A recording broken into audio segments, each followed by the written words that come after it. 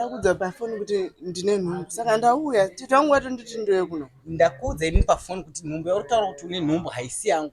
Inini ndine kadora plus ndakaita 2 seconds. Hakuna kadora kanoita 2 seconds kanoita nhumbu shadzoka kune mudzi wenhumbu kwete inini. But kuita ndowakaita nenero waiti wakaitira pamuti here ndowakaita nenero. Kuti ndakaitira pamunhu kana kuti pamuti hazvina basa ndakataura kuti inini ndine kadora plus ndakaita 2 seconds. 2 seconds hadziti si nhumbu.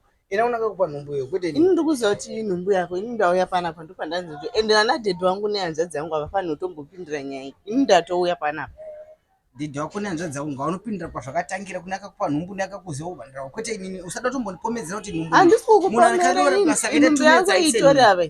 Ina handisi nenda kune munhu akakurwa nemubhadha yeye unomudza kuti wakandibhadhira wakanipa umubva mupa nhumbu yake kwete ende utoziva kuti warutonyepa iyi nhumbu yako ini ndikupinda mumba nhumbu handisi kuda kutombokunyepera hakunaka kwandiri kuenda ende watousiku andikona tunguwai inguwai hatisi kuwirana panyaya ndakuudza pafoni usatombouya kuno kugara nenhumbu yako ikoko. Tete wangu anditi ndiuye munhu andina tete vako munoperekedzana ikoko aiwa kana vane hunhu dzoka munoperekedza kwete pana ndatoboda zvomitsani ati ndiwo muridzi wenhumbu endoenda kunani ndine kadora plus ndakaita 2 seconds akaiti senhumbu saka usatomboninyepera zvavo ndianakati akaiti ndatopedza newe waitira kadora pase ndakaita 2 seconds akaiti senhumbu saka usatomboninyepera dzoka kune muri